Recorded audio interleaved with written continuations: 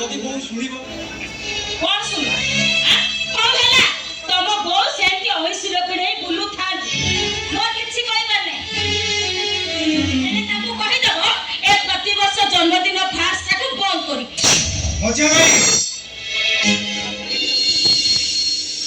जो ठीक कथा कहउछथि हां से ठीक कहबनी से पूरा कोर्ट रे लॉ प्रैक्टिस करूथला कोला मते कमेंट कर कहउछथि अरे ना ना कमेंट कोनी केते बेले तमे तो सब बेले कहउछ मु कोर्ट रे लॉ प्रैक्टिस करूथि मु थारे कहि देली ठट्टा कली केते बेले ए राम कथा रखु जे रखु जे तम भाई होची माइछा ताको द्वारा किछि भी काम होबनी तमे गोटे काम करो तमे तम बहू को बुझेई दबो 28 वर्ष तक तम बापा कोन होची जाइछ हेले तम को सफा सिंह हेला से सेमती सफा सिंह पिंदी बुलु थांतु किंतु आरा वर्ष को जेमती जन्मदिन फास करिबेनी ना हम घर रो पैसा को बर्बाद करिबे आप ठीक कथा कहउछथि अरे मु तो ए घरे काहरी को किछि कहि पारिबेनी आदि जाई बड़ भाई तो सामने रे ठिया होई मध्य कथा कहि पारिबा और भला हबो आउ जम कथा तो बड़ भाई को तमे कहि दबो तम बड़ भाई का पाखो ना फालतू बा तम खाइ छी ए सुनो तमे माने से तम बड़ भाई को कहि पारिबेनी हेले मु कहि देबे भाई मु कोन काहा को डरछि ना कर मु बोलो जा बसंतिया ए कोन अपना लो प्रैक्टिस करूथिले पाटा काई करछ कोन बहु जदी सुनिबो आदि को बहुत सुनिबा कहउछ ए अरे बाबू आई नहीं तम बहुत आसे भाई की कहबा दो बहु को तमे कथाटा कुआ शक्ति राम अरे कोन है छी रे वो बोगु धरी तमे दी भाई की विचार करूछ अरे कोन कहबा कथा कहनु নাই বউ কথা কোন কি এ কথাটা তম দীপ কহিবা পাই খরাপ লাগুছি মু কହୁছি শুনন্তু বাপা চালি ଯିବାটা আজি को 28 वर्ष होई गला तमरा विश्वास अछि हो हेला तमे तम विश्वास को धरि बंच किंतु हिंदू धर्म अनुसार 12 वर्ष काल गोटे लोक घरे अनुपस्थित रहिले ताको मृत्यु बोली मानि लिया जाय कहया कथा तो जहा कहउछन्ती ठीक कहउछन्ती हां बो आसंता वर्ष ठारू ए सब बंद होई गले भलो आ बाबा जदी बंची थिबे घर को फेरी आसीबे आ घर को फेरी आसीले हमें कोन ताको बाहर कर दउछु हां बो गले जहा कहउची ठीक कथा कहउची मुझे अरे धर्म कोन एक कथा जानि छी से तोरे एई कथा कहूची আমি মানুষ বড় ভাই হচ্ছন্তি এক ঘরর মূল সে যাহা করে তাক কথা কো মানি নବାକୁ পড়িব কিন্তু মু কହୁছি আর বর্ষ ঠারু এক ঘরে জন্মদিন পালন হবনি ना तम बापा को जन्मदिन हबो एई घरे हबो प्रति वर्ष हबो जे जन्मदिन को तमने कहीं भी बंद कर दे परिबनी तोरे ते जीत काई की ओ 28 वर्ष हैला 28 वर्ष हैला हजी जाय दिबा जने लोक काई ए जन्मदिन माने कोन थाए এসব অর্থ কোন মতো কিছু বুঝি পারনি এসব মানে কোন जन्मदिन माने अछि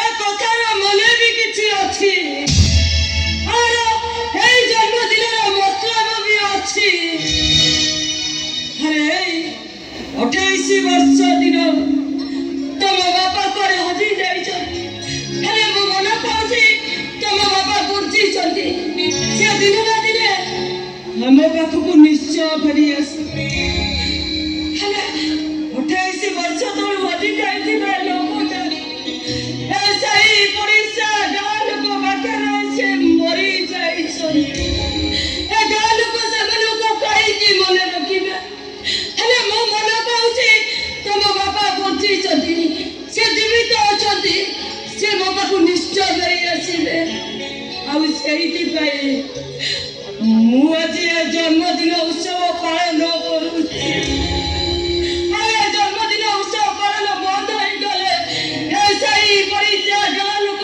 आगे तुम बापा सब दिन मरी जीवे अरे तुम मैंने कर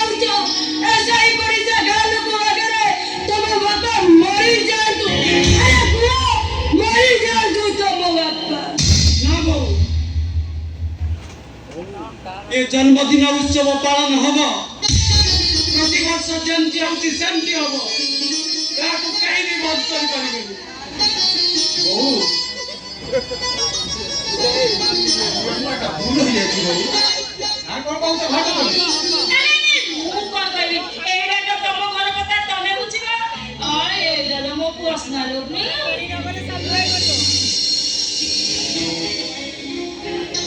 अरे ना सियाड़ पर चल जाओ आज भीतर को मारे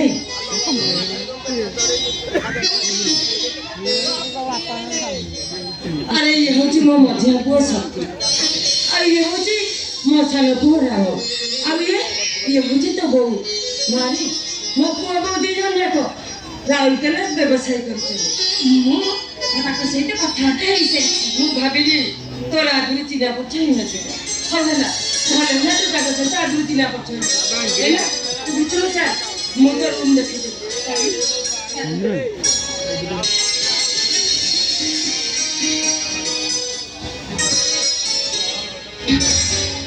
ରାମ ରାଉରକେଲାରେ ବିଜନେସଟା ଆଉ ଭଲ ଚାଲୁନି। ମୁଁ ଭାବୁଛି ସେଠି ବିଜନେସ ବନ୍ଦ କରିଦେଇ ଘରକୁ ଚାଲି ଆସିବି। ଘରକୁ ଆସି କରିବ କଣ? ଦେଖିବା ଯାହା ଗୋଟେ କରିବା। ନା ନା, ଯାହା କରିବ ବଡ ଭାଇକୁ ପଚା। ବଡ ଭାଇ ଯାହା ପରାମର୍ଶ ଦେବେ ତମେ ସେଇଆ କରିବ। ତମେ ମୋର ଛୋଟ ଛୁଆ ହେଇଛ, ବଡ ଭାଇକୁ ପଚାରିକିରି କାମ କରିବ? ଆରେ ତମ ବଡ ଭାଇ ତ ତମ ମାଙ୍କର ସାବତ ପୁଅ, ତମମାନଙ୍କର ସାବତ ଭାଇ। ଭାଉଜ ବୋଉର ବ୍ୟବହାର ଦେଖିଲେ ମତେ ଯେମିତି ଲାଗେ ଆମେ ଦି ଭାଇ ହଉଛୁ ତା ସାବତ ପୁଅ ଆଉ ବଡ ଭାଇ ତା ନିଜ ପୁଅ।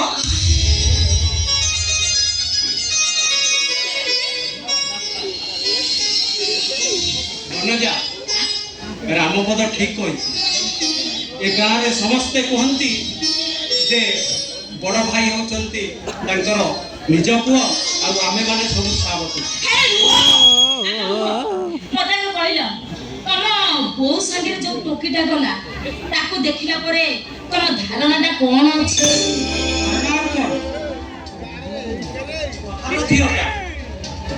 ଅସୁବିଧାରେ ପଡି ଆମ ଘରେ ରହୁଛି। ସୁବିଧା ହେଲେ 2-4 ଦିନ ଭିତରେ ଚାଲିଯିବ। ମତେ କାହିଁକି ଲାଗୁନି ଏ ମେଢଟା ଏଠୁ ଉଠିବ। अंदर में कुछ काला है ମାନେ କଣ ବୁଝିପାରୁନି? ମତେ ଲାଗୁଛି ଏ ଟୋକିଟାକୁ ତମ ବଡ ଭାଇ ବୋଧେ ଭଲ ପାଉଛନ୍ତି। ବନ୍ଦ କର। ବଡ ଭାଇ ନାଁରେ ଏମିତି ବାଜେ କଥା କୁହନି। କଣ ବାଜେ କଥା କହିବା? ତମେ ସିନା ତମ ବଡ ଭାଇକୁ ପୁରା ଠାକୁର ବୋଲି ମାନୁଛନ୍ତି। ତମେ ତ ବାହା ହେଇଯାଇଛ। ତମ ସାନ ଭାଇ ସିଏ ଅଛନ୍ତି, ହେଲେ ବଡ ଭାଇ ଏପର୍ଯ୍ୟନ୍ତ ପାଇଲେ। ଯଦି ବଡ ଭାଇ ତାଙ୍କୁ ଭଲ ପାଇବେ ଏଥିରେ କ୍ଷତି କଣ ଅଛି? ଚାନ୍ସଟା ଦବା ନା। ବନ୍ଦ କର। ଏସବୁ ଯାହା କହୁଛ ତମେ ଚିନ୍ତା କରି କହୁଛ ତ? ହେଲେ ବଡ ଭାଇଙ୍କ ନାଁରେ ଏମିତି ବାଜେ କଥା କୁହନି।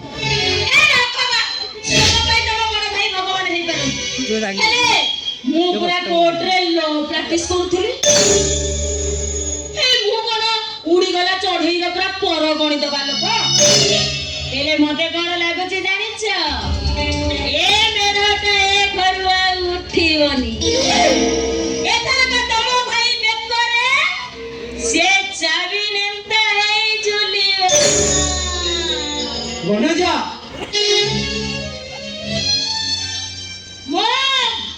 ବଡ ଯା ବସନ୍ତି।